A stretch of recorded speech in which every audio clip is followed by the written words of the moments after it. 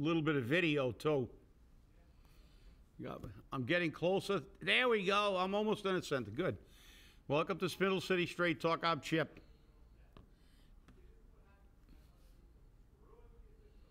That's it. You're still a bit low on your audio.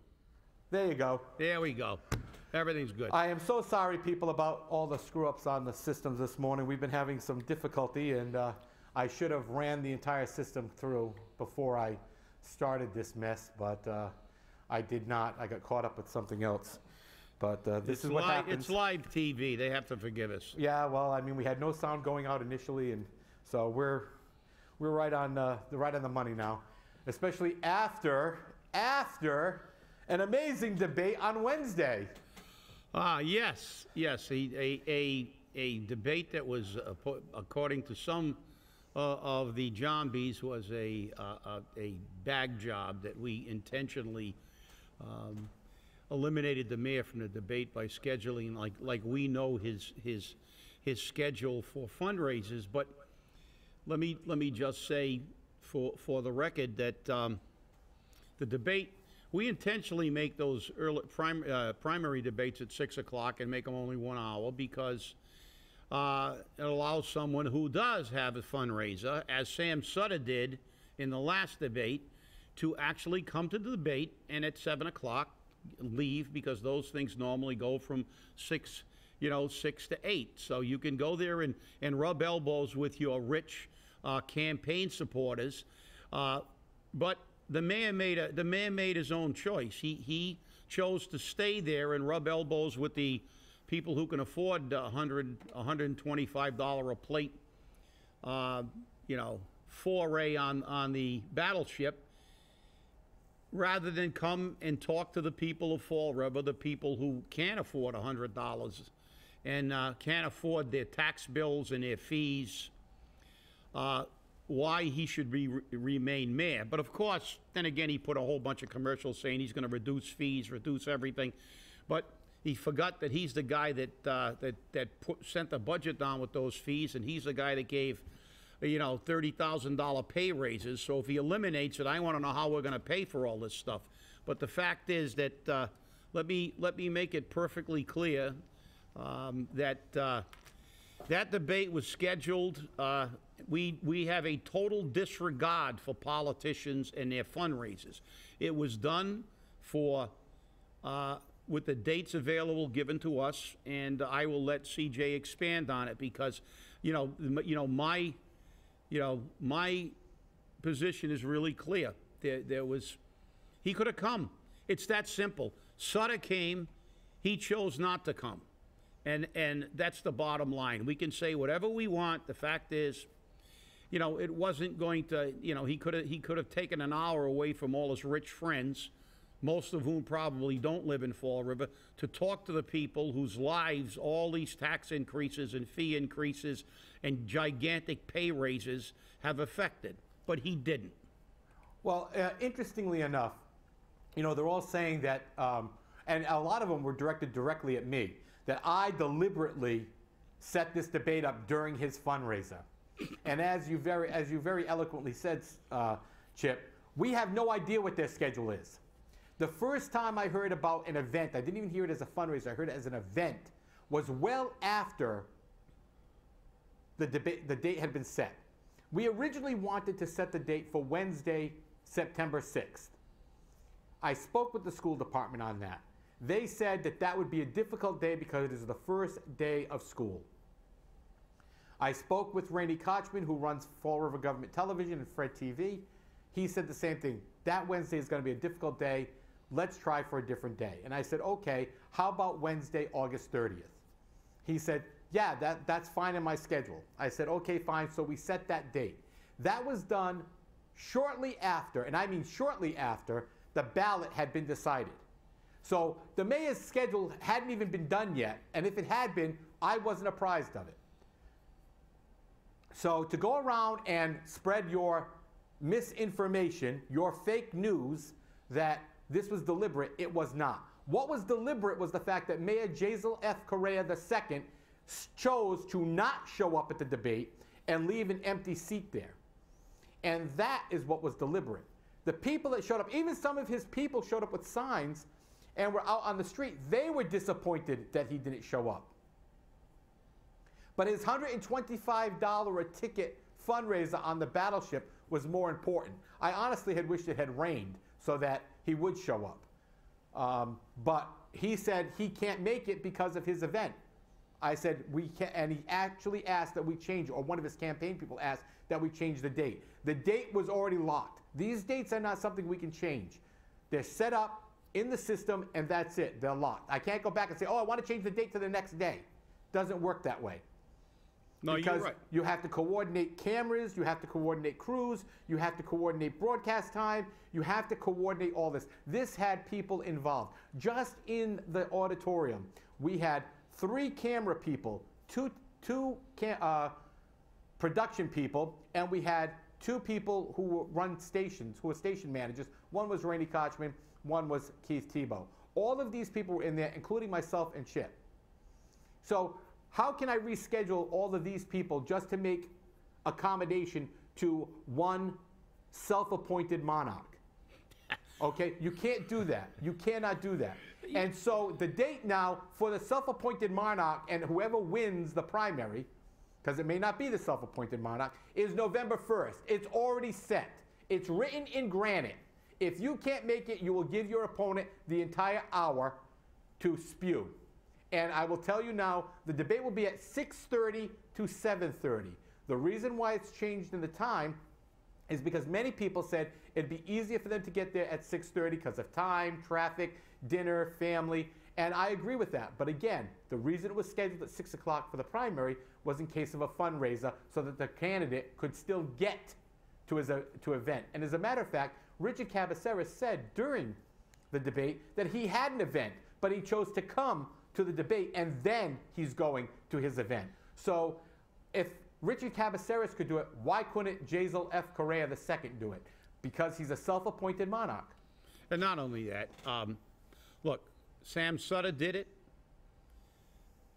as a sitting mayor. He came and then he went to the fundraiser. But that's the thing, you know, it's not our auditorium. It's the school. We have to work with the school department. We have to work with media, and he doesn't have any special station in this thing. He's a candidate. Yep, he's the mayor, and he's a candidate for re-election, but he's still a candidate. And we extend the same courtesy to all candidates. So what happens if we change because the mayor wants it, now somebody else has got a fundraiser or something else? We'll never get a date. The fact is we make the date, and I said we made an accommodation that we made before to allow anybody who had a fundraiser. The debate could have been an hour and a half. We were talking about an hour and a half. And then we said, no, let's make it an hour because he can still make it as Sutter made it. Richard Cabaceres came to the debate. So let's not try to brand this as some kind of conspiracy, because one thing we have there is a lot of people who are conspiracy theorists. Everything's a big conspiracy. We got it out for them. Believe me, I would have loved to seen him at that debate. I would have loved to seen him there. Because maybe somebody would have posed questions about now how he's switching positions. Oh, he was from the purple bags from the beginning. Now he's going to eliminate him because he knows that people are upset over the purple bags, and this is going to be a very hotly contested election based on what we're hearing. This isn't a walkover for him, and he knows it. There are a lot of people that are not happy with all the pay raises, the increases in fees. Now he's going to reduce fees and taxes. He's the guy that sent the budget down with those fee increases. And of course, he's going to try to blame everybody else. But remember, he's the mayor. He sets the budget. He proposes. What do you expect, the city council to go to 112 and throw the city into total chaos? Well, that would be their decision to make. But most of the time they say, you know, the city is in such dire straits financially, we truly cannot operate on a 112 budget. Because on a 112 budget, you got to pay your bills by the month. And some of that revenue does not come in sufficiently to pay a 112 budget. So the council had to take the lesser of two evils. They had to accept the budget, just like we do everywhere. How many times on the federal level do we see things we dislike attached to a bill we really want? And then they have to vote for it because they want the bill. Just like on the state level, they attached certain things. When they removed bargaining, when they removed the mandatory arbitration for a contract impasse, that was tacked onto Proposition 2.5. It came back in a more watered down form, but mandatory arbitration based on contract impasses was law for years in this state. And it was removed because it was attached to a bill that everybody was hot and heavy for. Everybody was hot and heavy for 2.5 because they wanted to control the out-of-control spending throughout the state. Tax and spend, tax and spend. Tax and spend, which we're doing now. So now the mayor's running, now everything he's done, he's going to reverse. And he's hoping everybody forgets that he's the guy that did it. He's going to get rid of the purple bags, and everybody's going to forget that he said and has supported purple bags from the inception. He's going to reduce fees. He's the guy that put a budget down that increased fees. He didn't turn around to those department heads and say, you better figure out a way to save enough money in your department and reorganize your department so I don't have to kill the people of Fall River with more fees and taxes. But he didn't. He not only didn't do that, he gave out astronomical pay raises and stipends. And he used the Fiola principle. Yeah. He used the Fiola principle. Yeah. Taxes should go up every year. Remember that statement? Oh, I remember that very well. People should understand that they have to go up every year. And I just looked at a $5,000 stipend given to I believe it's the assessor or something, or because they went and got a certification, a class. So that's not bad, Well, and again, stipends are to circumvent pays. Exactly. But it's a nice little way to get around it. She got a contract, whatever, to do the job, and now she actually gets trained to do the job that she got. That we obviously paid for. She wasn't trained. It's just like you know that, CJ. Yep. You're a nurse. You got to get CEUs. That's right. You have to make. Nobody pays you for your CEUs. You have to go get them and secure them. If you're employed by certain agencies, they may pay the cost of the cost for you, but you're not getting a stipend every time you take a course that makes you be able to do your job. It's a requirement of the job. When you send somebody to be certified to do a job that they're already supposed to be doing, obviously they weren't qualified in the first place, and then you give them a $5,000 pay raise on top, and then this mayor is going to come back and tell us, well, elect me because I'm going to repeal all the stuff that you're angry about with hoping that we all forget that he's responsible. But that's the problem. We live with short-term political memory. Okay? We forget that when the mayor was a city councilor, he said, I firmly support the purple bags. That's right. When the $10 fee was implemented, he firmly supported the purple bags. That's right. Okay? He wanted them. And now he's got ads saying he's going to get rid of the purple bags. Well, Mr. Mayor, I'm very happy to hear that you're going to get rid of the purple bags. You're finally learning. Now tell me where you're going to make up the $3 million+ that's in the budget for that. Yeah. How are you going to do it? You're going to tack on another fee. It's still going to be there. That's what the people don't realize. There's got to be something to replace this. The millions. And remember, Mr. Mayor, this is in your budget. This is in your budget, Mr. Mayor. This is in your budget. No, so you Johnny can't did it. Johnny did it. Yeah, the city exactly. council. That's Yeah. right. It's not him. Right. It's not him. Okay? It's in your budget. So if it's in your budget, you and I both know you can't get rid of it before June 30th. And you're hoping by June 30th everybody forgets that you're going to get rid of the purple bags. Okay? And you still haven't presented to us, like you do with everything else, you haven't presented what's the plan to recover the $3+ million that's in the budget for that.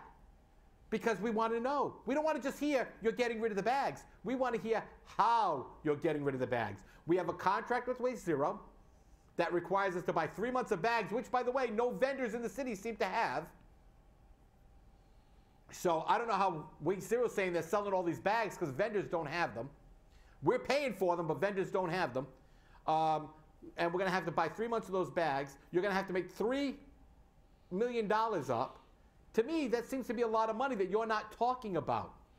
Yeah, we also have to remember, all these things are in the budget. And when he talks about eliminating this and cutting fees, well, guess what? Those fees are paying for things. They supposedly,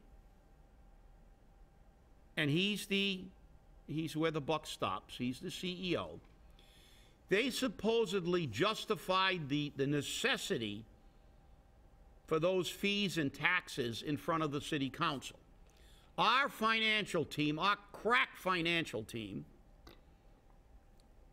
the band of merry Pinocchios, they went before the council and they had to justify why all these increases. Well, you know, we have to give out pay raises. We got collective bargaining pay raises. We gave somebody a $30,000 pay raise, but okay, this is why we need the money. Now, whether we should have given out those raises and taxed the people is another thing. But now the mayor's going to just banish them. Banish them. My question is, are you going to take the $30,000 pay raise back?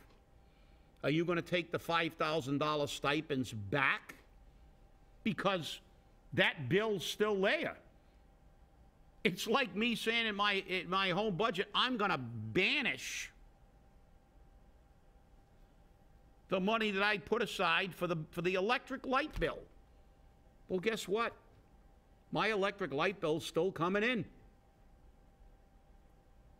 They're not going to stop sending me the bill. You got to still cut paychecks for those people that you gave pay raises to. Do you think everybody in this city is an absolute idiot? They don't understand that budget, and everybody forgets that very, very quickly.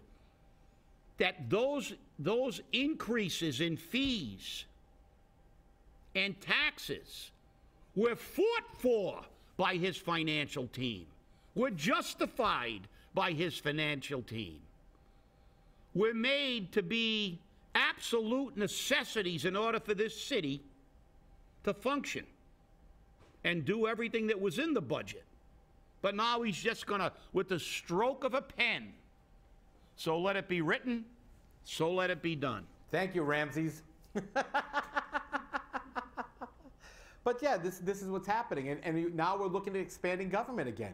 Yeah. Now we're going to create another position that we have to pay for. What is it? Housing Development? Or the Office of Housing Development?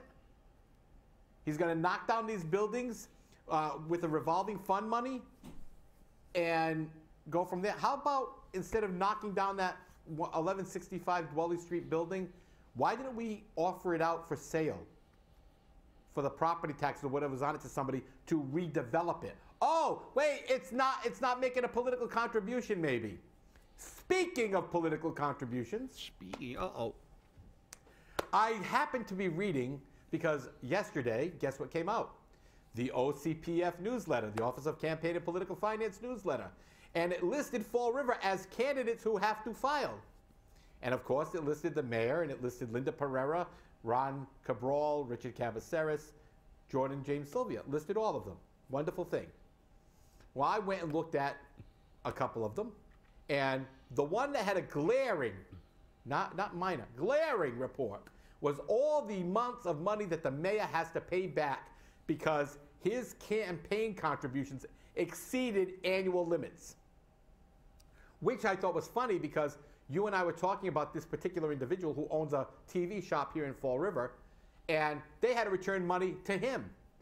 Plus they had to return money because he's taking money orders in excess of city contributions. But one of the most glaring things I saw was 2 city council candidates receiving money from the mayor. Can you guess who they were? It's difficult. It's not that difficult. Think about who's so far up his backside. No, of course. I'm being facetious.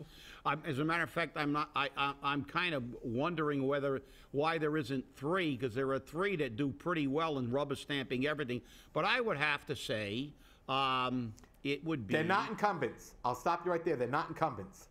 He's already got those. He's not going to pay those off. Yeah, he's got those. But I would venture a guess that they're the people that are in some of his commercials, that ran a couple of his programs, I'm going to name them. So well, go ahead, name them. Go ahead. Michelle Dion and Dan Dupere. Now think about this for a second, people. If Joe Camara gets back in, if Steve Camara gets back in, and Steve Long gets in, and you put Michelle Dion and Dan Dupere in, he's got 5 votes, which means everything that this little monarch wants, he's going to get. And I firmly believe, with my heart, and I said this to one of these candidates before, because this candidate was so connected to this mayor and also to a state representative. I said, always remember, you will be known by who you associate with. Now we don't even have to wonder who you associate with. It's on paper. It is on paper. It doesn't take a rocket scientist. So when you drive around the city, when you see a Jaisal Correa sign, you normally see at least a Michelle Dion sign. Right. I mean, so that's always a way that you always find out who's connected to who. Now, granted, there are some people who just allow everybody to put up a sign. So that's true. But when you see those things isolated, and you can always come up with it. But that's one of the problems we have here.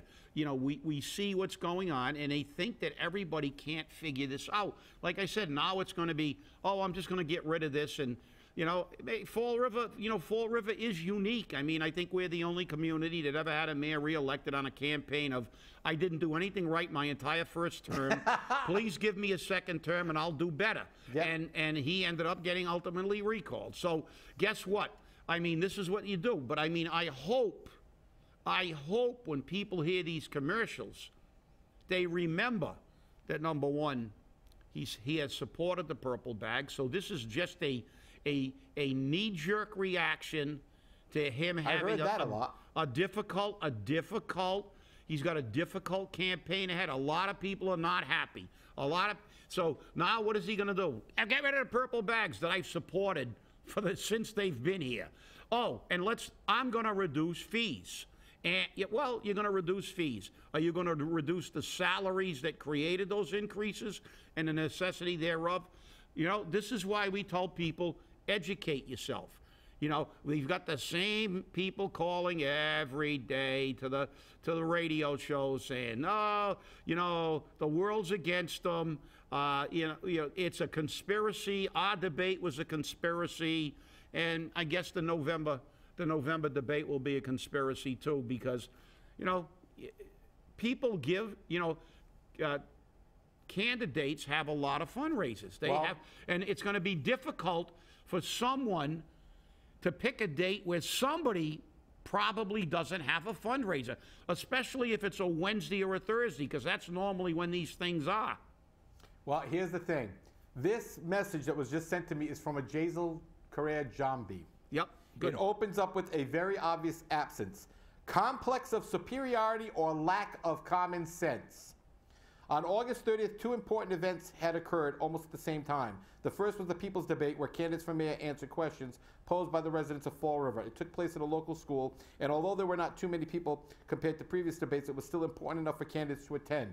The debate was started at 6 and ended at 7, and in my opinion, it was short and sweet, exactly the way we like it. The second event was a fundraising promoted by the Committee to Re-elect Mayor Jaisal Correa that took place aboard USS Massachusetts from 6 to 9 p.m.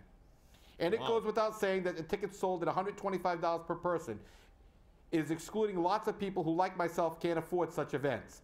The question now is, could Mayor Jaisal Correa take some time to attend the debate, which lasted only 1 hour, and would still have 2 hours to attend his own event? We could try to come up with an explanation, but as much as we forced our brains, we could not understand the reason for Mayor Jaisal not to attend to answer questions to people who need to know where he stands on the many issues discussed that night. Arrogance on his part? Maybe. Confident that he has enough votes to win the race? Maybe. Anything against the promoters of the debate? Maybe. Afraid of the unknown? Maybe. Lack of common sense? Not a maybe. These maybes may need an answer. People need to know why a candidate who constantly talks about the good things he's done to Fall River and its residents suddenly does not need to attend a debate. Just because he has done good things does not take away his obligation to respond to the people through an event that was open to all mayoral candidates. Mayor Jason Correa II failed by not showing. Failed people who believed in him. Failed the trust that people had in him. Maybe, just maybe, next debate promoted by the Fall River Herald News, he will attend because of who they are. Well, he's got a very good point, and but he may not like us as much as he did the last election cycle, because he did go to our primary debate, and he did go to our debates. But obviously, we've taken exception with a lot of what he's done, so he may have not been happy and felt that it was a tank job. But I'll tell you, the questions were submitted by the people of Fall River, That's right. not us. The moderator then took those questions. He selected the questions and prioritized those questions in the order he wanted to do it. He also framed the questions and rewrote them so he could articulate them in the way he wanted to. And to be perfectly frank, he gave them far too many rebuttals. They should have only had one, and I think it kind of detracted a little bit, because people got too many. There was too much rebuttal to the rebuttal to the rebuttal. Yeah. But the fact is that everything's always a work in progress. Every debate we put on, we tweak it to try to make it better and better and better. But the bottom line with our debate always is, it's called the people's debate because it truly is the people's debate. The questions are not made by the organization that's hosting the debate. The questions are submitted by the people of Fall River. And just for clarity, there was some questions on the air about, well, maybe the questions about the investigation, or it said any question that was directed towards any one particular candidate was excluded. Lastly, because we're going to be going off the air shortly, I just received a letter that a message that says that the message I just read was BS. You can read that on Facebook. It is currently live. That question has been posted, that statement. So if you want to call me, shoveling it, guess what? You're wrong. It's on Facebook. So I don't want to hear it. I'm tired of this. And this is the last I'm going to talk about this debate, in that it wasn't a fix. And that's that. So obviously we're out of time. We will not be on the air Monday. It is a holiday. Enjoy your long weekend. That's right. And remember, we're always here for you, and we always answer your questions. Stay angry, people, and have a great weekend. And stay educated.